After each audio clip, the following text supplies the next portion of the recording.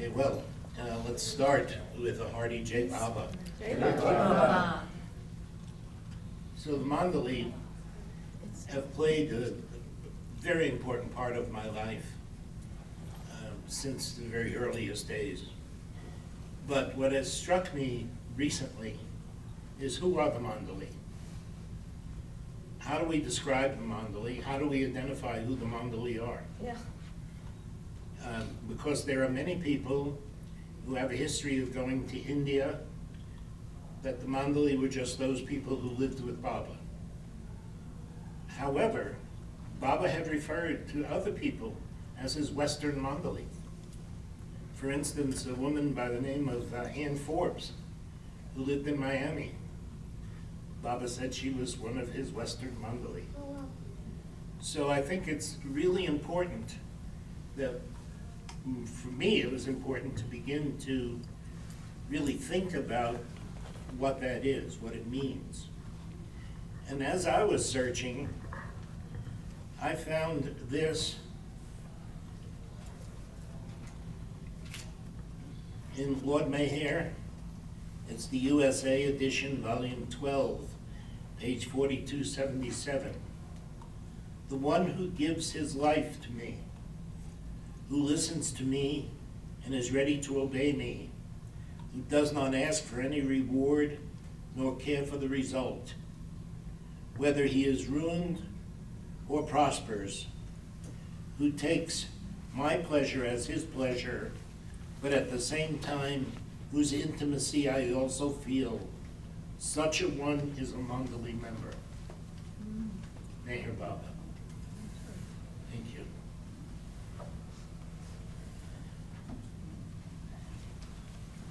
And I think the other thing that's critical for me, as I say, this is something I spend a lot of time with, because the Mandali have been directly influential in my life with specific instructions that sometimes I haven't even realized until now, things that they may have told me 30 years ago.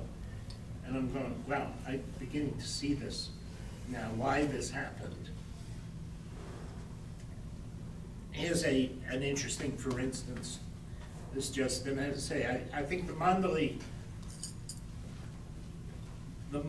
like us, are all human who are making the ascending journey to God.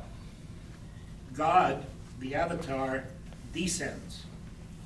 So even though our consciousness eventually is to meet as each of us attains union, but it's always for us ascending, not descending. And the Mandali, regardless of whether it was Kitty or Elizabeth or Mara or Mani, those are ascending. Those are people going up. So for that reason, I think the Mandali, what they had to say to us was critically important and still resonates, because they give us hints on how to please Baba and how to obey him and how to love him. As Erich used to tell me, he said, involve Baba in everything you do. He said, if you're making lunch for yourself, just imagine, Baba, would you like a sandwich? Did you like tuna fish? You know, the Mara, until the very end, would not even take a sip of tea without offering it to Baba first. So we still can do that. We can still involve him. Now, Ann Forbes, one of the reasons why I mentioned her, I met her way back in the early 70s living in Miami. And she told me the story that she had gotten a cable from Baba, that Baba wanted her to collect a certain number of a particular item called fizzies. Fizzies were in a little packet like this, different flavors, they were effervescent. You dropped it in water, it would bubble up. So she gets this cable from Baba that Baba wants a certain number, whatever that number is, I don't remember, on a Sunday evening between this hour and this hour.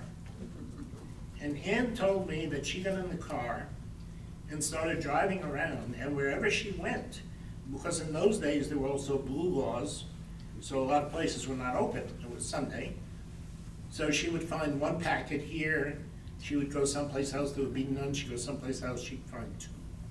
She said eventually she got the required amount just before the time limit expired. She cabled Baba. She had done that. Baba cabled back. He was very pleased with her. She never sent them. She found out years later that she said, I was looking at a map and I realized I had driven around the entire city of Miami.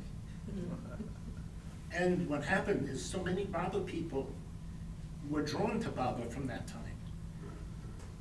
She said, and I think of, Baba had made comments one time, we would send somebody someplace, Herbert Davy, and Baba said he was laying cable.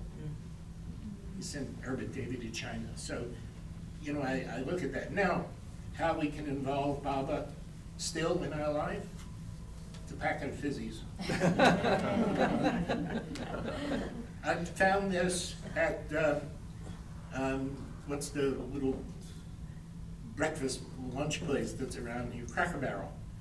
Where they've got all these candies from the, I'm walking around there one day and I'm looking, there's fizzies. So, yeah, we call it silly, but on the other hand, I keep this next to a photo of Baba. It becomes a form of meditation. Anything can become a form of meditation. Yeah. Uh-huh.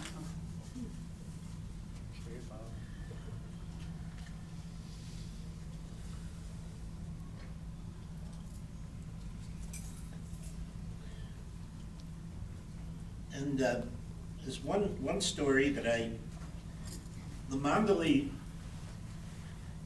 various Mandali would ask me to tell them stories.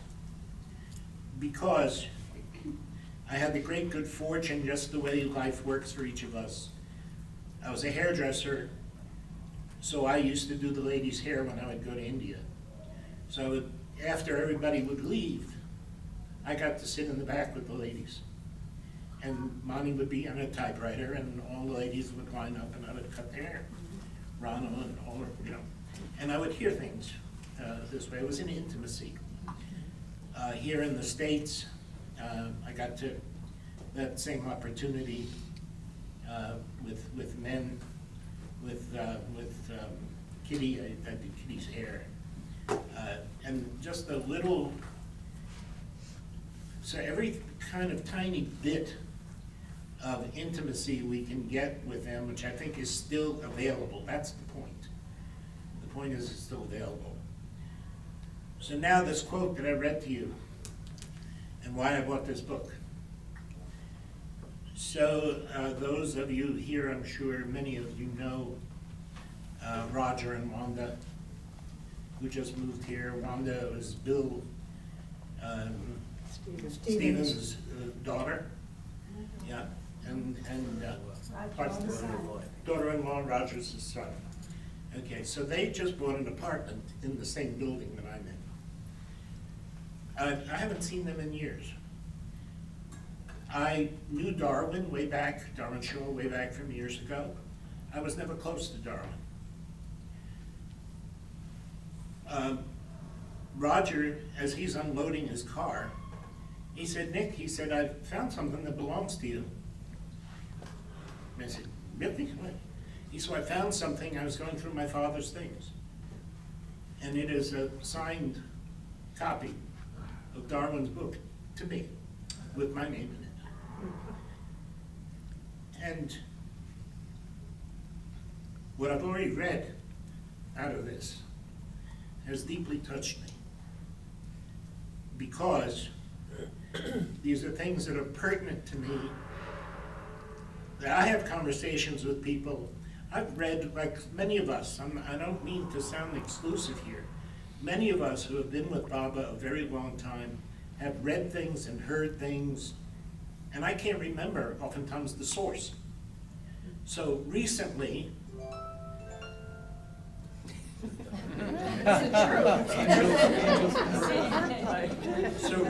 I was at dinner, and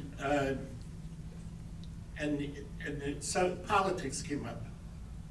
And I have this aversion to conversations about politics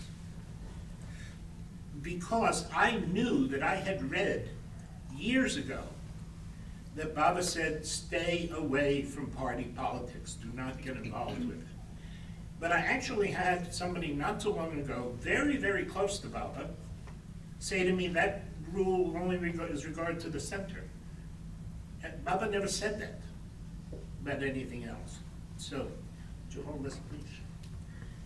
So now I get this book.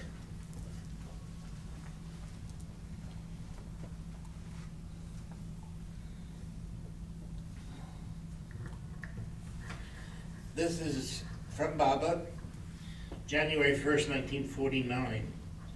Although I am in everyone and in everything, and my work is for the spiritual awakening of all mankind, I am always aloof from politics of any kind. My disciples and devotees should continue as before to abstain from taking part in political activities or discussions. Bingo. Covers all of them. That covers it, I would say. Yeah. Now, Did he say that right to Darwin, or is that a circular or something? it's a circular that Adi sent out from Baba. Can you say it again? Can you read Sure. that little piece again? Just before the start of the new life.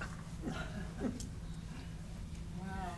Although I am in everyone and in everything, and my work is for the spiritual awakening of all mankind, I am always aloof from politics of any kind. My disciples and devotees should continue as before to abstain from taking part in political activities or discussions.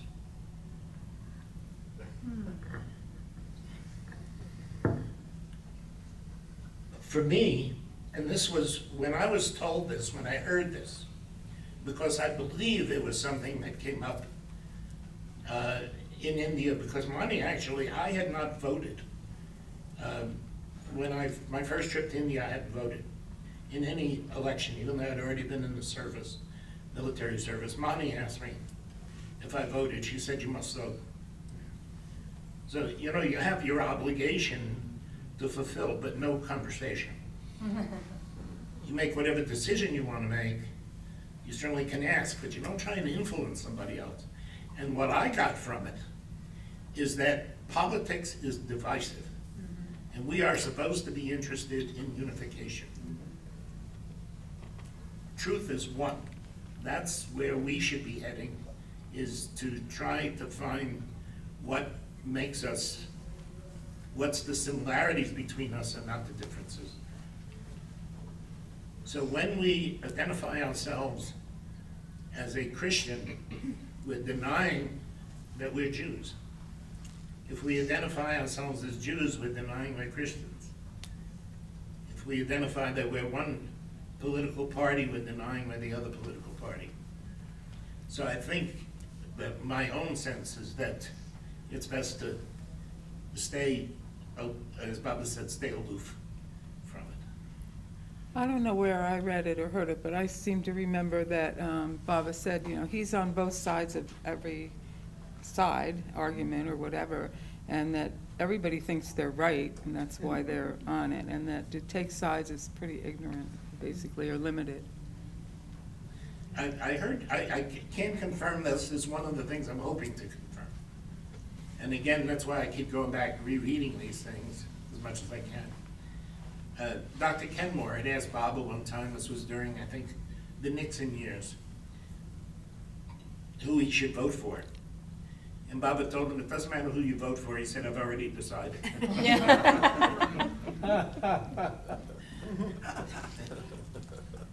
But we still need to vote. It's the duty.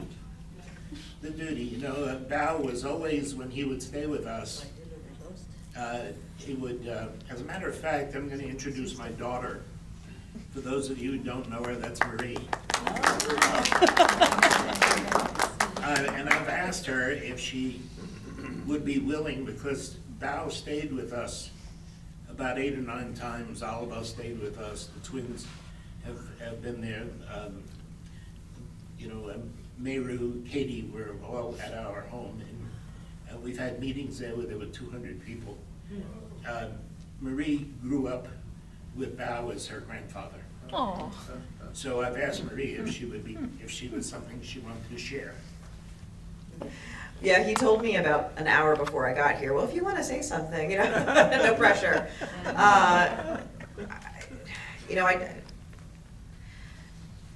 I'm sure that if he had told me well in advance, I could come up with a whole number of stories and insights and things to offer. And because of being, a little, not in a bad way, but a little, on the spot, I'm thinking whatever just comes out is probably what's natural, right? What's supposed to? Yeah. I think like a lot of us who were fortunate to spend time with the Mandali, it was always a very loving and accepting space, even if they were firm with us and clear, at least my experience, was that it was still loving and accepting. And I, just on the topic of politics, since we're in that space, I work in DC. I've been there off and on for 10 years, and it's a difficult place to be and not be involved in politics and not want to talk about it. And I work in international development, so it's constant. And I remember for the longest time, until I was 18 or so, I was convinced I was going to be a doctor, and that was, then I took chemistry. So, changed majors and it went a different route. But I remember thinking, okay, well, politics sounds interesting, political science, the way that people organize themselves and how we make things work for us, whether it be schools or roads or hospitals. I mean, it's just fascinating the way that we construct our existence. In some ways very supportive of each other, in other ways not so much. And I struggled with what I had understood Baba to say not to get involved in politics. And I thought, well, I want to be involved in it because I want to make things better. I didn't realize I get emotional when I say this.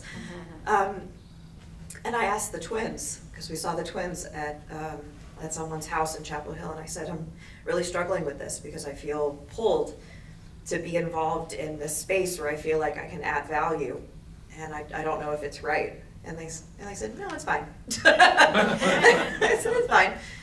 Don't get involved in party politics. And I feel like it's my responsibility to vote. That's just for me. Everyone feels differently and has a right to feel differently, because I also, from what Dad has shared with me growing up, that Baba had said, whatever you read about me doesn't matter if it doesn't resonate with what's in your heart. So that being true to yourself is paramount. So I think that there's a way to be involved in the things that we feel pulled to add value, to use the gifts or the blessings that Baba has given us in a way that helps him do his work, and at the same time preserves us from contributing to divisiveness. And the twins and the Mandali in the past have helped sort of put up, when you go bowling as a child and they put up the bumpers on the side, so when you bowl, the ball doesn't go off into the gutter. If I didn't have those, the ball would always go in the gutter to this day. I need those bumpers, and the Mandali for me were the bowling ball bumpers. Very good. Yeah, nice. So I'm going to take a little different tack now, if I may.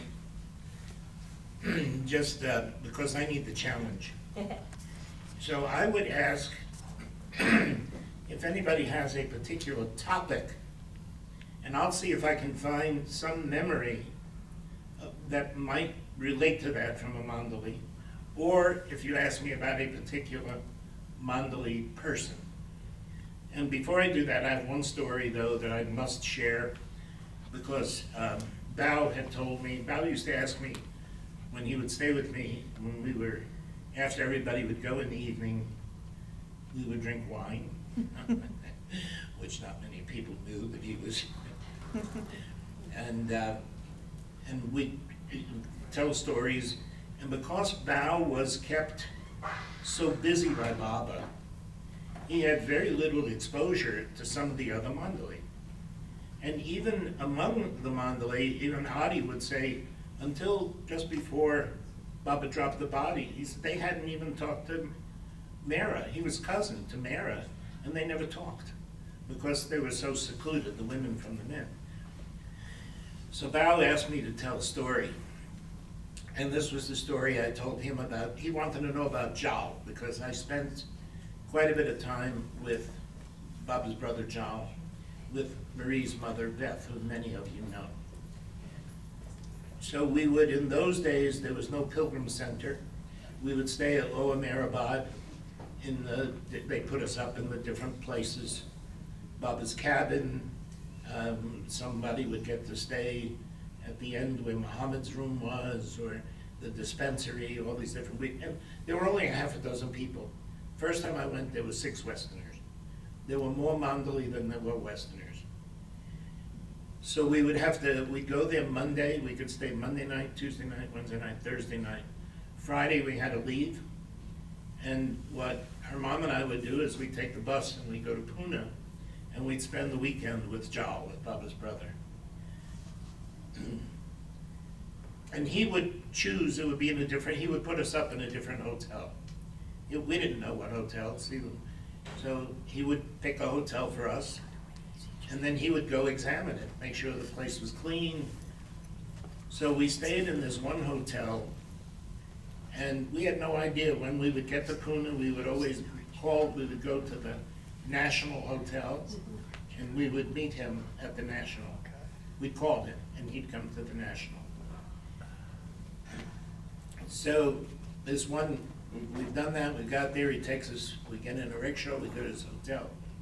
And there's a beautiful staircase, the lobby's downstairs, beautiful staircase going up to the first floor.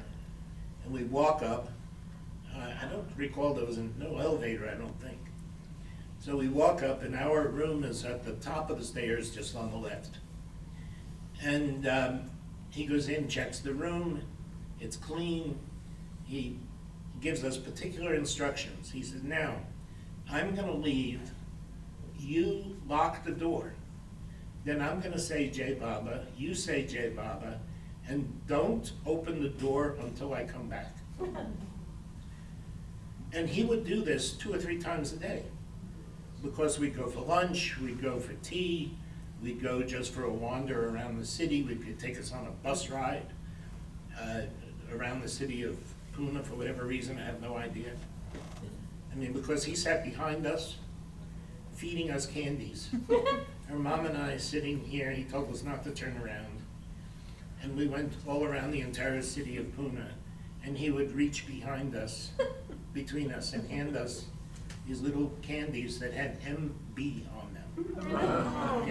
Yeah, they looked like the fizzies, little round thing. And I remember one, you ask your mom, dropped on the floor. And there's a bus in India. And John said, pick it up and eat it. Your mom, she looked at it and said, really, John? I said, yes, say Baba's name. I bet she's never done that since. Not without saying Baba's name. So we get in one evening, and he tells us now, and this was every weekend, it would go on like this, because we were there for the summer. We were there almost 3 months. So now he tells us he's leaving at night. He said, now in the morning, I will be here at 7 o'clock. You wait for my knock on the door. When you hear the knock, you say Jai Baba, I say Jai Baba, and only then do you unlock the door. Now, being the kind of person that I am, because I think I know better than everybody else, the next morning, we're up early, we're ready, and I said, why don't we go downstairs and meet him downstairs? And Beth said, Nick, he said to wait here. I said, yeah, but he's an old man, which now I dread saying that because I'm older now than he was then. And he was walking up and down that flight of stairs 2, 3 times a day. I said, we'll meet him downstairs. It'll save him from walking up. Okay, she said, I'm not sure about this. I said, come on, it'll be fine. The minute I open the door, it's now about 5 minutes to 7, and he is just putting his foot on the top step. He turns and looks, and all I can say is this look of disappointment on his face. He said, "Where are you going?" I said, "John, we're gonna meet you downstairs." He said, "But what did I tell you?" And I repeated it. He said, "You don't understand." He said, "You're my responsibility." He said, "If anything happened to you, Baba would not be happy with me."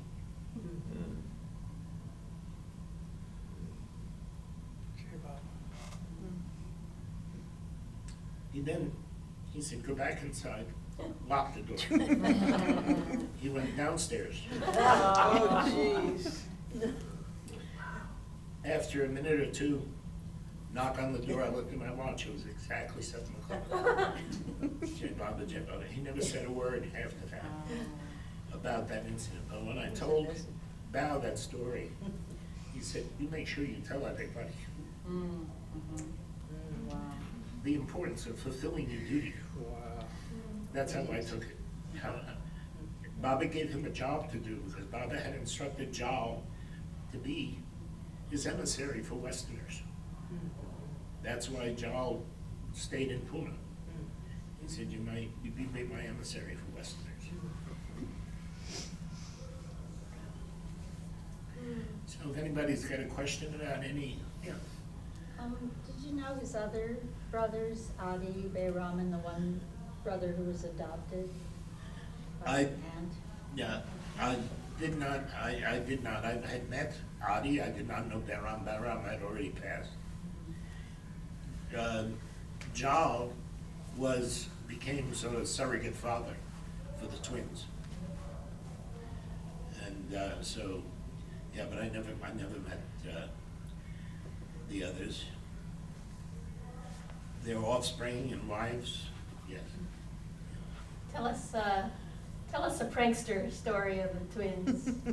Oh, my goodness. So, when, and I think many of these, especially with the twins, are sort of published. But the one that I remember is that when they were teenagers and mischievous, as teenagers would be, and they knew that they had a certain intimacy with Baba. As a matter of fact, if you remind me, I'll tell you one about Mani, where she overstepped her bounds. And the twins, when I told the twins, they did not believe the story. And it was only years later that it's now in print.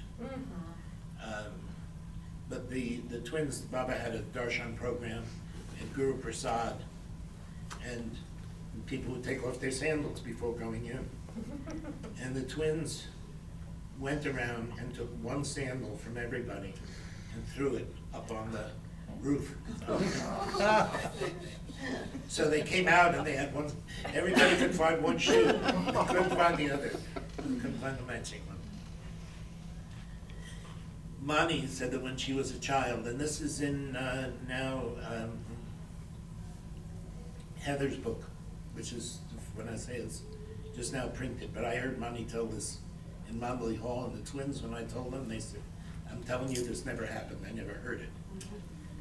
Until afterwards, when they saw it in print, they said, "Okay."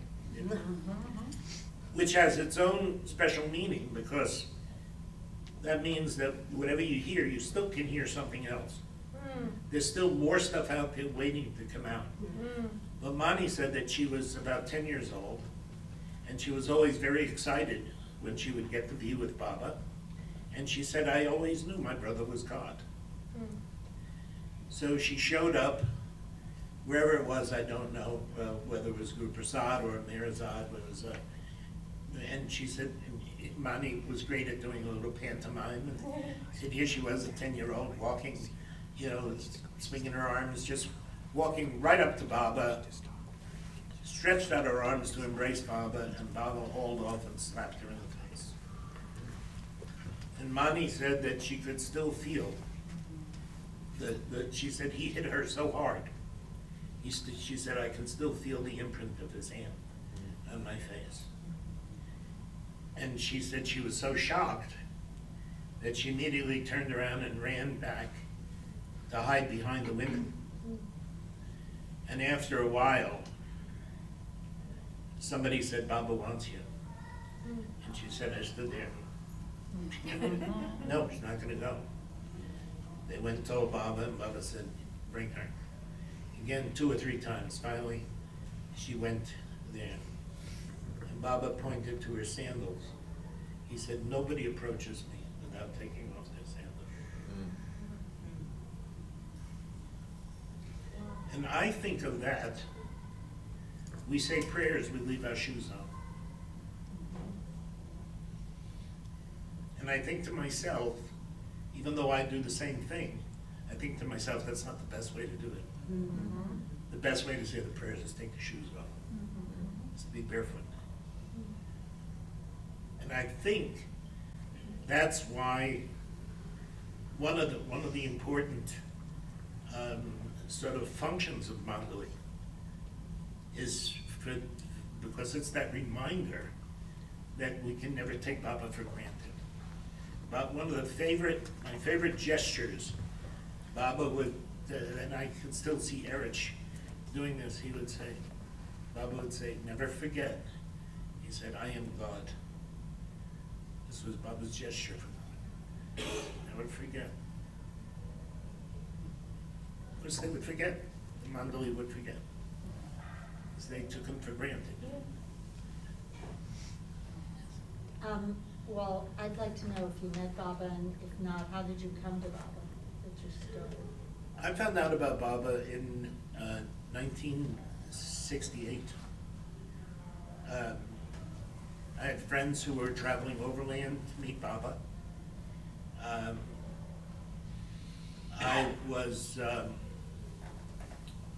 had friends who were in communication with Baba.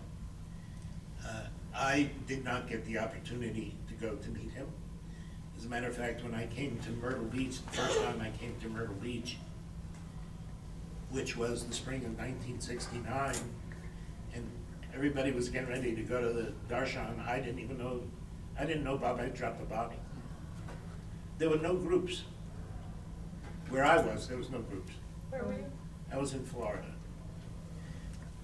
And this is, I think, another thing that's very important, that's hard for us to imagine now. One can go online now, if you want to find out what Baba said about eating pork chops, you can go find out about it. I mean, I do Google searches on that all the time. What did Baba say about, the Mandali? That's one of the things I did. So in those days, when I found out about Baba, there were, I believe, 5 books available. Was the 3-volume discourses, God Speaks, Jean Adriel's book, and Purdam's book. And I thought that was it. So the way we found out about Baba was to go talk to the Mandali. They were that bridge between Baba's physical life and his printed life. Because there were no films. First film I ever saw of Baba was at the center. Now they're, people have him in their living room. Or it's on YouTube. On YouTube, yep.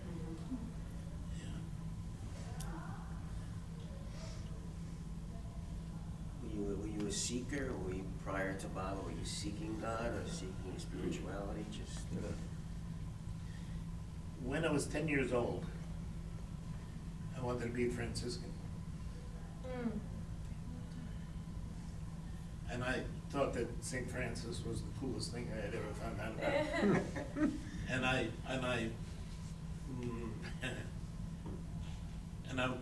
Now my Italian mother, the Jewish mothers want their sons to be doctors. Italian mothers want their sons to be priests. So I told my mother that I wanted to be a Franciscan. It was the only book, I'm going to be 77.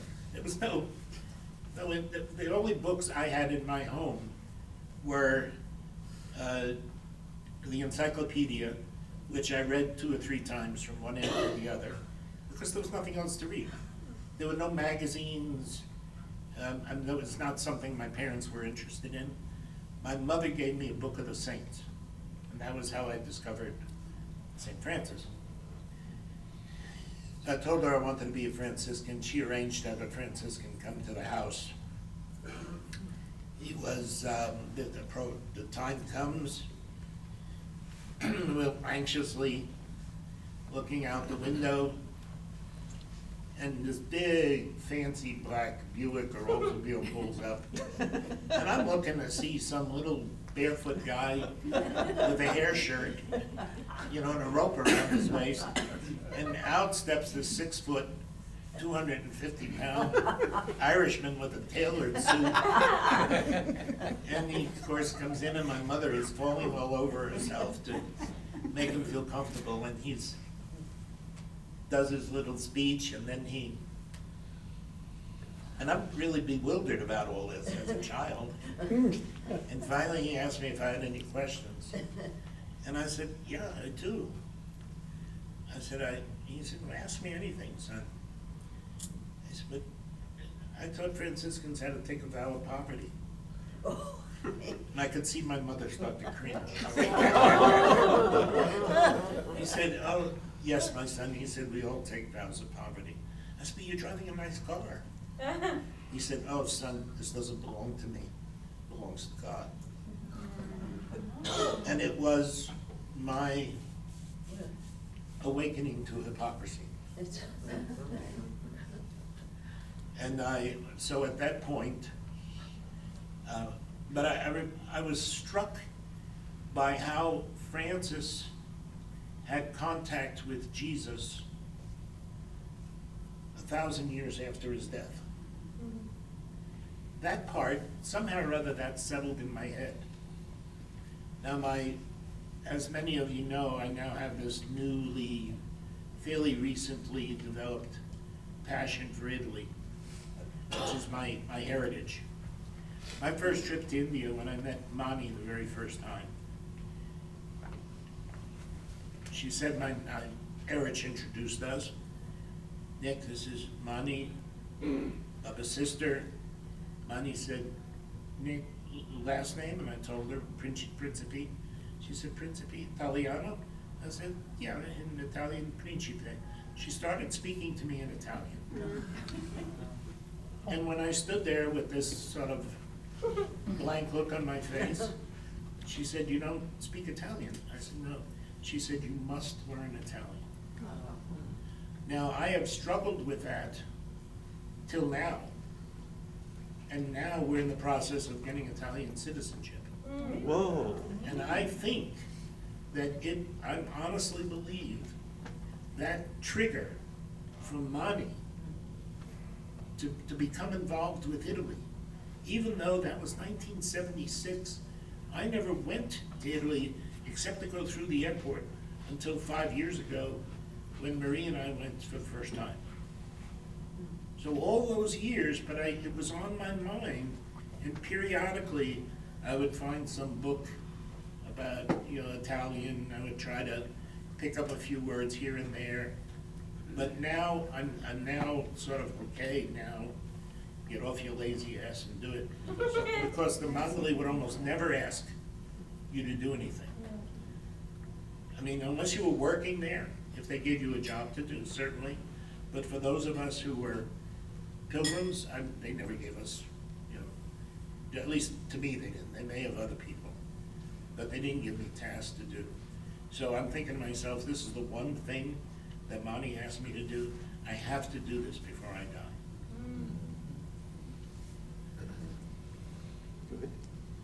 So say something in Italian.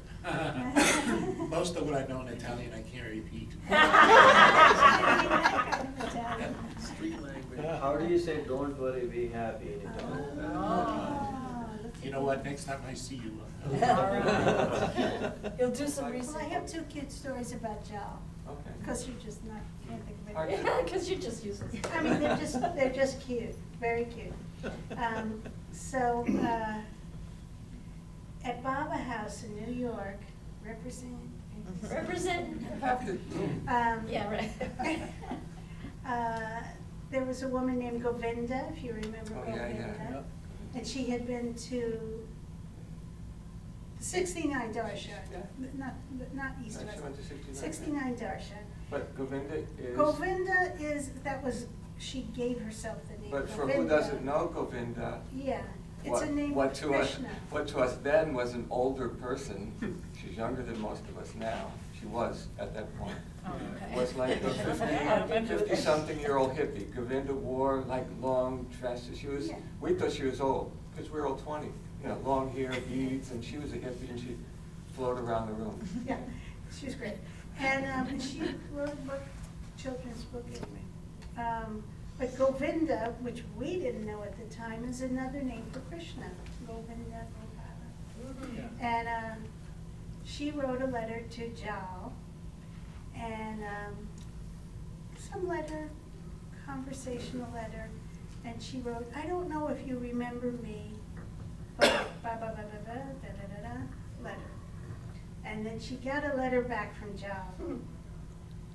Of course I remember you, dear brother Govinda.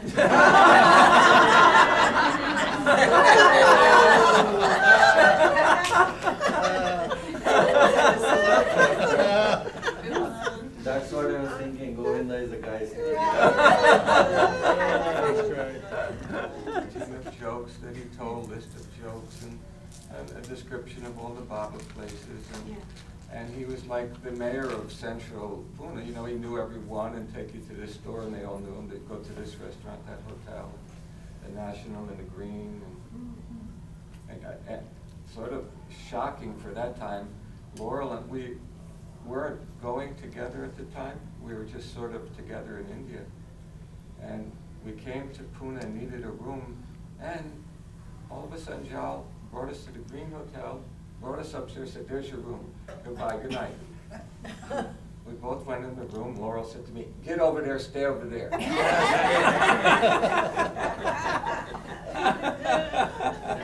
It did work, didn't it? Oh, that's funny. Did you do the whole lock the door and J Baba, J Baba? No, never. Wow. So I actually do remember a very,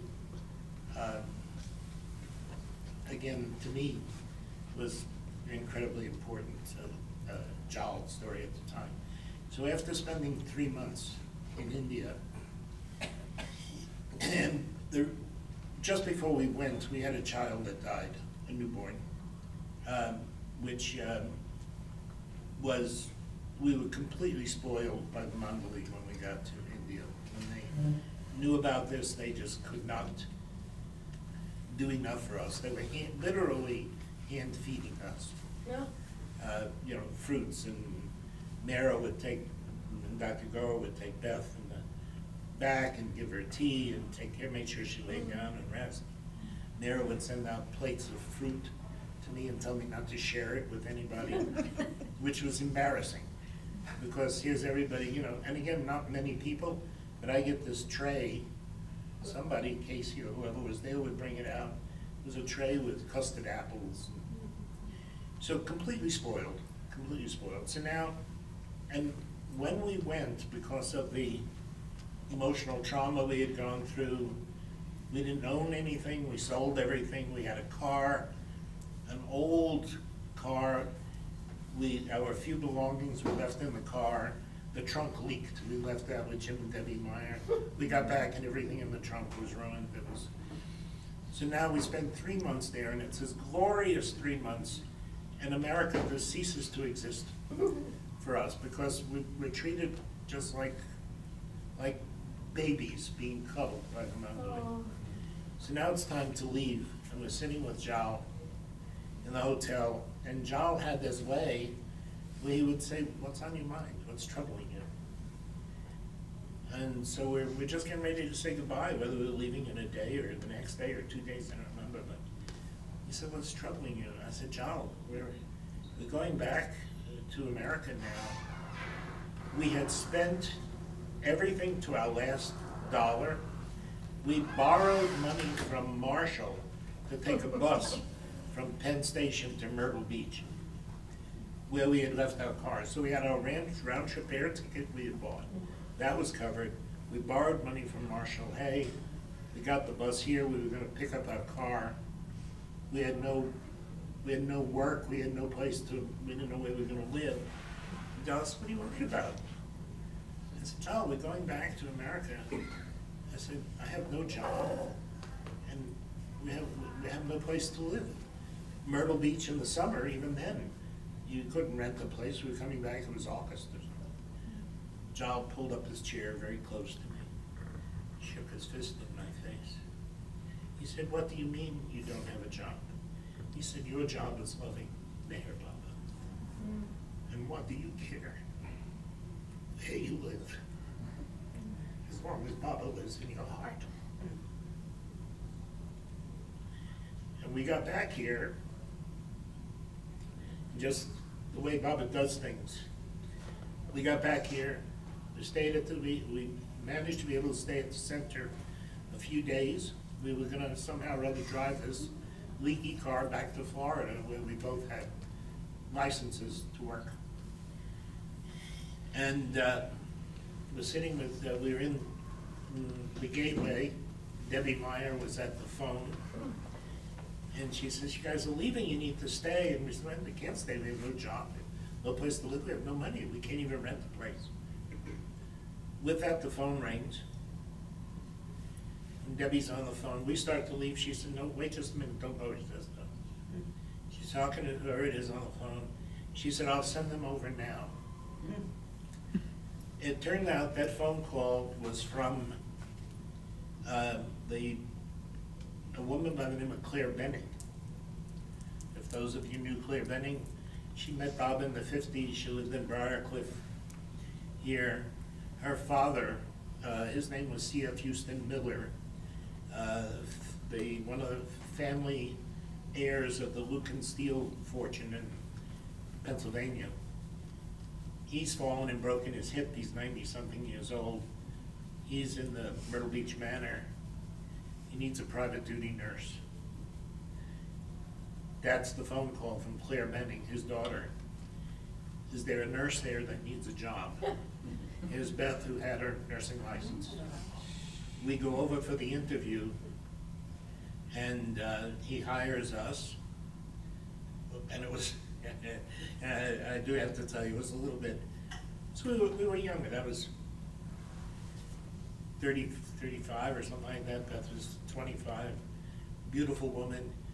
And he's there with his attorney, his daughter. He's like this, he's like royalty.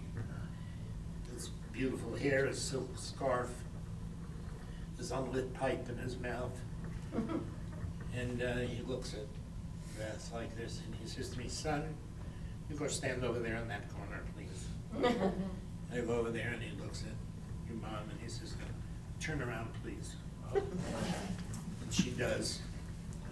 And then he turns to me, he said, young man, he said, you have to understand at my age, it's purely aesthetic, it's not erotic. He said, I don't know how they expect me to get well. He said, this is how you get better. So he hired us with an apartment. With an apartment. And we went in that apartment, and there was a Minot painting of Baba. Yeah, because which she ended up leaving to me, which I have. So that's how Baba does things. So yeah, he takes care of us. I can remember a cute little child story. I used to work in the dispensary in Marisod, and so somehow that would also lead to, if someone was in the hospital, be in the hospital with them. In India, you often want to have one of your own people in the hospital to get food, and at least back in the late 70s and 80s, the hospital didn't provide food.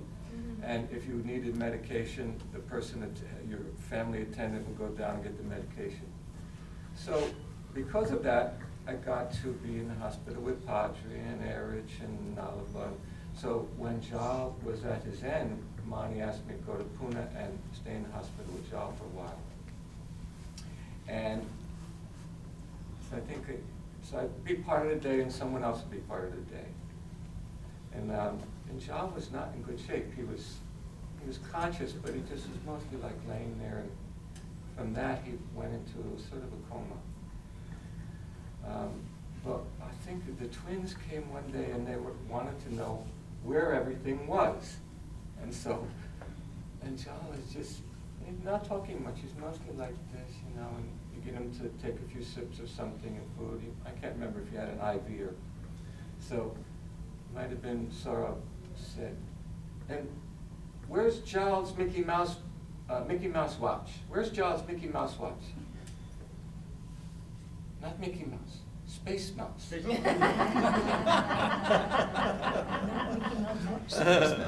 Like semi-conscious, he came up to You know, it was a watch, had some little mouse on it with a, you know. So you know what Mani did at Child's End? No? I just found this out recently. Baba had said that Mani would be a perfect master. Another lifetime, I guess, something like that. And so I heard recently from somebody that was there at Jal's death. Mani was with him in the room, and Jal looked lucidly at Mani and asked her to free him. Mani did this. And Jal died. Whoa.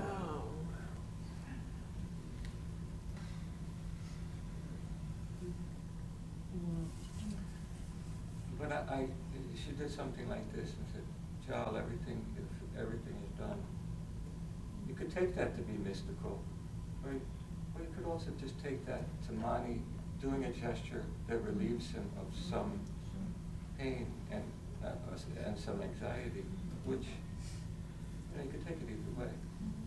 Doesn't matter. You're right, it doesn't. For me, the important thing with all of this, you have to go right back to the origin, and that is whatever chance you get, the Mandali are not without influence even now. So, you know, read, that's what I would suggest to anybody. Read what you can. There are a lot of people now, new people coming to Baba, who have no idea who the Mandali were. And matter of fact, for me, I'll leave you with one parting story that Erich told in Mandali Hall. I'm sure you guys have heard it. When somebody asked Erich fairly directly about their role with Baba and Baba lovers to come in the future. And Erich said, you have to think of it like a parade. He said, Baba is the drum major. He said, now you've all seen a parade. He said, you know how the drum major, everybody stands perfectly still until the drum major takes that first step. He said, then there's a fraction of a second delay before the first line takes a step. Then there's another fraction of a second delay. He said, now the parade's going on, and the people at the back don't even know the parade has started. He said, and what happens when the parade stops? It's the same thing. He said, the drum major stops, there's a fraction of a second delay, that row stops. He said, in the back, they're still marching. He said, for us, the Mandali, he said, when we die and we gain realization, not just die, because some of them will obviously come back. He said, but we gain realization. Everybody moves up a row.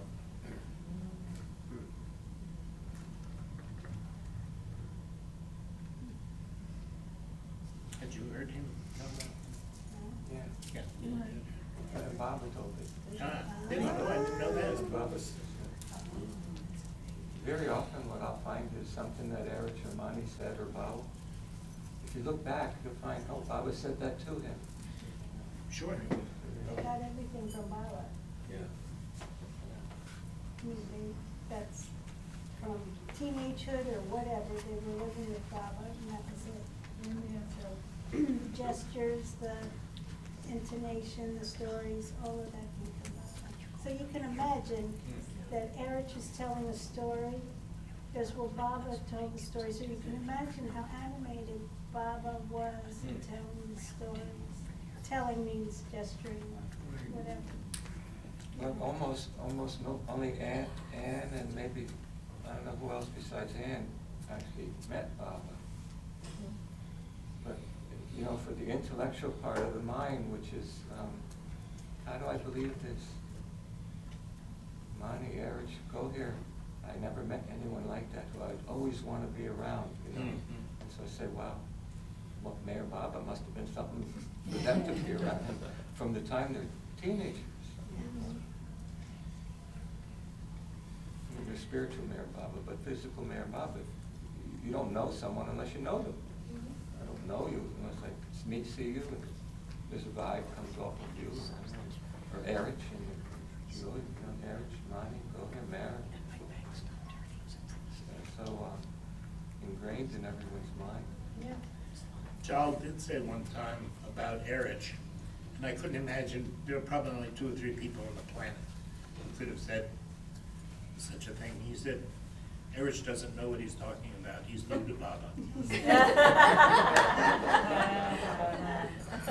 You know, I mean, he's Baba's brother. He used to spy on Brother. I think, though, that some of the old-timers, again, all of that whole gang, Mandali, whatever word, circle, whatever word you want to use, are, to me, really incredible. But to each other, they're not necessarily incredible. To Padre and Pendu, Erich is a young guy. Bao is the young. Baoji's a great disciple of Meher Baba. To the older guys, he's the guy who came along back in the 50s, he's a young kid, you know. Yeah, and Baba had already worn out the complete set of Mandali. Yeah. That's how I look at it, like wearing out a pair of shoes. He went through 2 sets of Mandali. Yeah. When you think about all the ones that were there early. Well, if you're talking about the 30s, there was a whole nother batch. Yeah. Because, Yeah. like Pendu and Padre, to Pendu and Padre, Pendu once describing his life, he said this, and then Erich came and Erich also helped. You know, to Pendu, who had done a mountain of work, Yeah. and then, you know, yes, Erich is Baba's close disciple, but it's not like he's going to say, I better go ask Erich what to Yeah, do. right. You know? Yeah.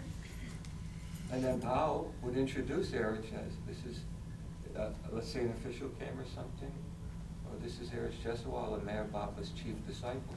Yeah. Because Bao is, I don't know, 20 years younger than me now. Maybe I'm 20, but he's a lot younger than me. Bao told me one time that he said, I have so much to learn about love. And he told me this story. He was in Mehrabad, and Bao had just arranged for the purchase of some farmland. And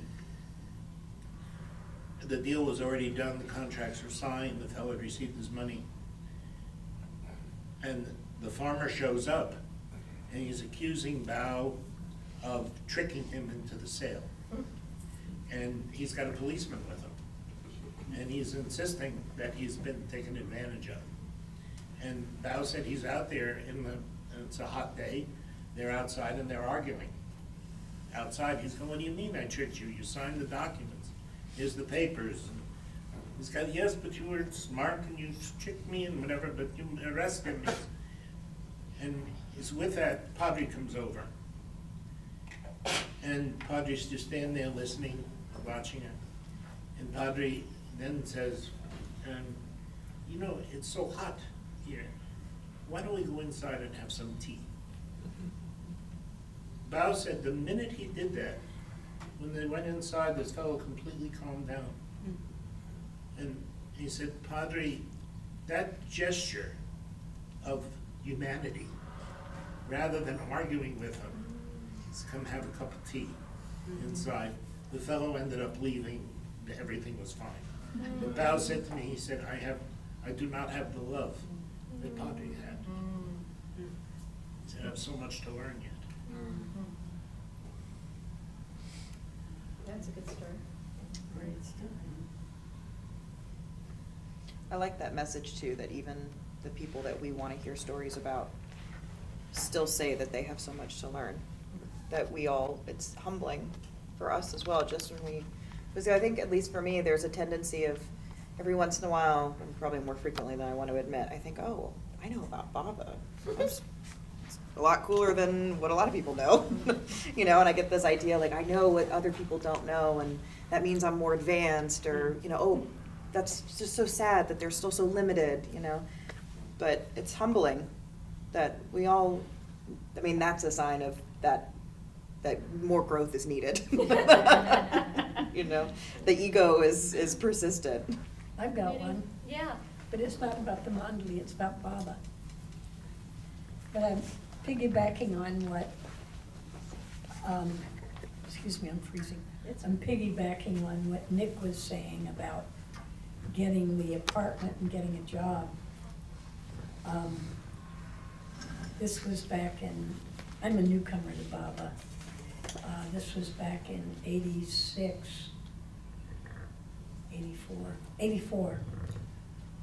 when I'd been a seeker for a long time. And I'd studied with several teachers, and I'd been in a couple spiritual work groups. And I was living in Oregon and studying with a teacher there, and then our whole group decided to move to Atlanta to get to study with a teacher there, including our teacher, who was kidding. He didn't want to study with that guy, so we stopped in San Fran, worked with punk rockers. Anyway, I came to Oregon and studied with this teacher. Now, I had been unemployed the last 2 years in Oregon. The first 2 years in Atlanta, I was unemployed.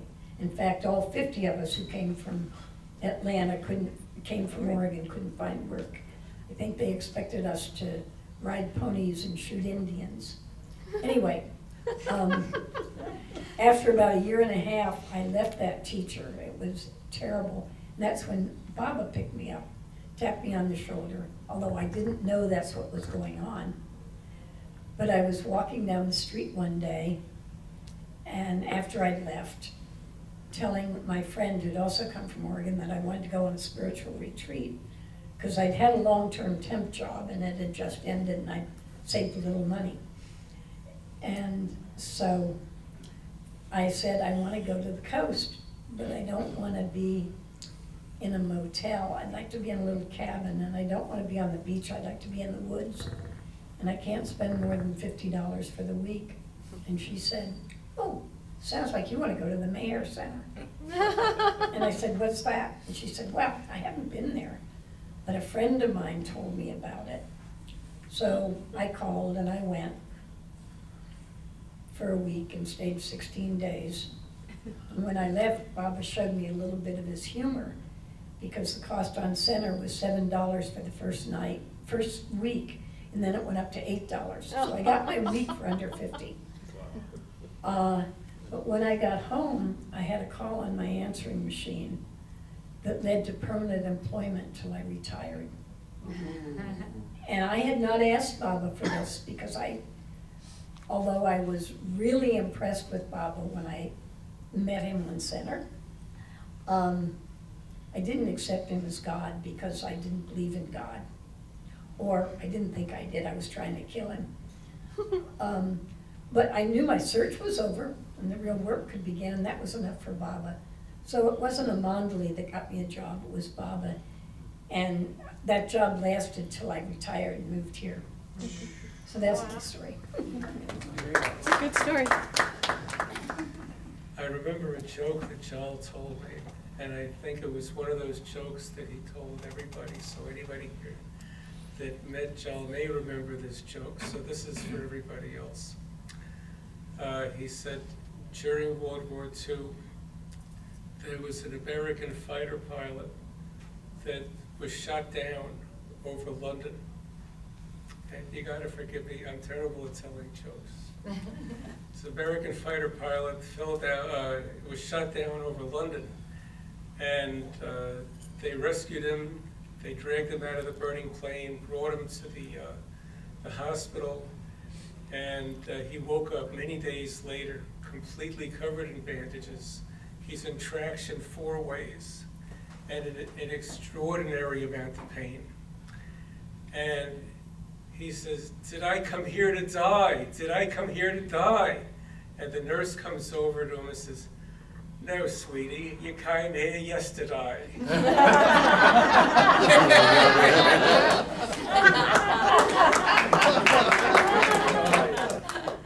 John's job was to tell jokes to Baba.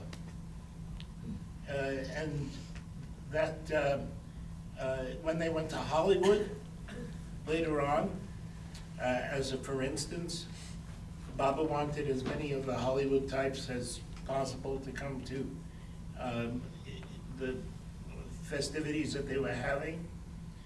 And Baba had gone to Paramount Studios, and he met Boris Karloff and invited Boris Karloff, who played Frankenstein, but an old British theater actor. And Baba particularly wanted Boris Karloff to come to Pickfair, which was the home of Douglas Fairbanks, Mary Pickford, where they had the big reception for Baba. And Baba told Jal to invite Boris Karloff, and Boris Karloff declined. He said, "I don't go to those types of things." Moved back and told Baba. Baba said, he must come. You invite him. So Jal went, and in his way, for those who knew Jal, yes, you come, it'll be a good time. And he had this musical voice, just this lilt in his voice, which I wish I could. The twins can copy it. But Boris Karloff, no. Finally, Boris Karloff, to get rid of Jal, said, well, he said, "I'll make a deal with you." He said, "If you can make me laugh, I will come tonight." And the reason why Boris Karloff said this, he prided himself on being able to control his emotions, because he was trained in the British theater. So he could be a monster, as he was in Frankenstein, or he could be a lovely man when he wanted to be. And Jal, apparently, whatever Jal told him broke Boris Karloff up. And Mani told me afterwards, not only did Boris Karloff come to Pickfair, but he and Jal carried on correspondence until Boris Karloff's death. Said she found a trunk full of letters from Boris Karloff. And the way John said his first episode, am I taking too much time? No, go ahead. When Baba had told him to, he had, I see I'm stimulating somebody back there. No comment. That's good, that's good, hey, I love it. I fell asleep one time sitting across from John. He was talking to me, I fell asleep. I get it. But John said he had no particular interest in being funny, that just wasn't his way. So they were in Manzil Amin, and Baba in his 20s, Jal is probably not even out of his teen years. And all the Mandali were on orders that whenever Baba would go any place, if he got up to leave, they immediately would, regardless of whatever they were doing, whether they were in the toilet, whether they were cooking, they would drop everything and follow Baba. And Baba, who was Jalali at that time, apparently very fiery, he would just get up and go out of the door, leave the compound, wander around for whatever reason. And at one point, that's what Baba did, and all the Mandali, Pendu, Padri, Adi, Jal, they were all running after Baba. And John said there's one particular time, Baba's just wandering off into outside of wherever it was, going with no buildings, there was nothing, it was deserted. And John said that Baba's walking ahead, and the men who are lagging along behind them, they're all grumbling. He said because they haven't even tended the toilet, they haven't even had a cup of tea, nothing. They were just quickly threw on trousers and shirt and following Baba. And after a while, Baba calls Jal forward to walk with him a bit. He said, "Tell them a joke." He said, "Lighten the mood." And Jal said, "Now, how am I going to do this? I don't know anything about telling jokes." But he had to come up with something. So they're walking on, Jal's back with the men, and finally, this is Merwan, because Baba wasn't even called Meher Baba at the time. He said, Merwan, he said, I have a confession to make. And Baba and Jal said now there was an excuse for Baba to stop. So they stop and the men gather around, and Baba said, what is it? He said, Baba, I'm sorry. He said, I have a confession to make. He said, but, he said, well, what did you do? What is this confession? He said, I stole something. Baba looked at him, he said, my brother? My brother, you steal something and you're staying here with me? How could you do such a thing? He said, Baba, I didn't want to, but if I did not steal, I would be breaking your order. Mm-hmm. He said, how can you say such a thing? He said, I would never give an order to steal. He said, no, Baba, but I was left with no choice. And Baba said, now tell me exactly what happened. He said, well, you remember, Baba, last week? He said, when I was sick and I had to take some medicine? He said, yeah, I remember. He said, and now, yesterday we stopped to get tea, and I also have to have my medicine? He said, yes. He said, and on the medicine bottle, it said, take 2 spoons with breakfast. So I had my tea and I took the 2 spoons.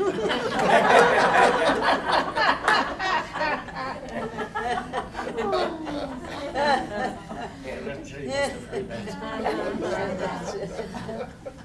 Yeah, so that was, and he said, so after that, he became, so that's why, yeah, if you get any opportunity to find out anything, and as a little aside, I have hours and hours and hours of audio cassettes Oh, yeah. with Jal, talking about his father, Yeah. and a lot of it is different than what's in the printed book. So you read both and hear both. Which There's a book at Sheriar Books about Sheriar, Baba's father. There's some information. Can you, do you feel you ever gonna digitize that? That's what it's being done.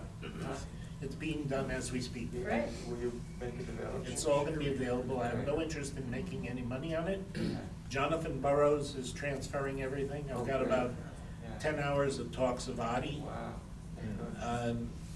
And little things, as a matter of fact, goes to your point, because there were things that the Mandali explained that I think Baba, they were too trivial for him. Like, for instance, there's a wonderful explanation where Adi talks about the difference between consciousness and awareness. And very oftentimes people use those words interchangeably. Adi gave a beautiful example. He said, because Baba did say all humans have equal consciousness, yeah? But we don't all have equal awareness. Right? The obvious would be a child and a parent. Okay? The parent is much more aware of things than the child. Right? But Adi said, think of it this way. He said, consciousness. He said, let's say that $10 represents consciousness. He said, you have $10, I have $10, we have equal consciousness. You know you have $10, I've forgotten that I have $10. You can use your consciousness. Oh, yeah. You can use that $10. I can't use it because I don't know that I have it. Yeah. So those things, he gave a beautiful distinction with backbiting. This is good. Okay, I'm all ears. Different than gossip. Yeah. Baba did not like backbiting, but anybody who spent time with Kitty, you had to have gossip. Kitty loved gossip. She would send people, I had a little salon up here in North Myrtle Beach. She would send people up to get their hair cut, Elizabeth, because if you were not looking, if you were bedraggled, and then she would tell them, go get the haircut. Oh. And then I would, Beth and I would take Kitty. Kitty loves to go out to dinner. And we're in Dilruba one evening waiting for Kitty. She links arms with us, and she knew that I would always hear things in the salon. And she's Elizabeth is in her bedroom in the back. We didn't even see Elizabeth, the door was closed. And Kitty, barely above a whisper, says, "Oh, I hope you have some good gossip later." And we hear Elizabeth from the back, "Kitty, you won't gossip tonight now, will you?"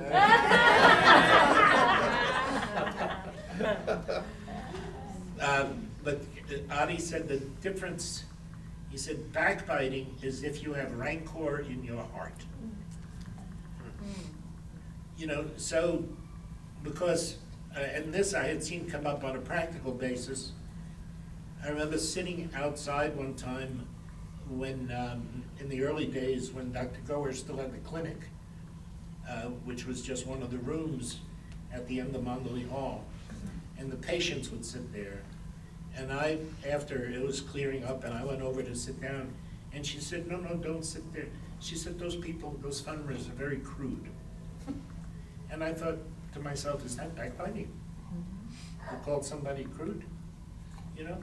But it's rancor in the heart. And as I have thought about that over the years, I can look at somebody with a smile on my face and say, "God, you're such a credit to humanity." But I may be harboring a lot of dislike. Bless your heart. Right? Bless your Right? heart, yeah. Bless your heart, that's the, so, you know, so it's what's in your heart. Eric said if you love someone, you can talk about them. Yeah. That's what he said. The difference between backbiting. Yeah, and that's because they can't be rancor if you love the person. I hate when we have to cut short of fine parts.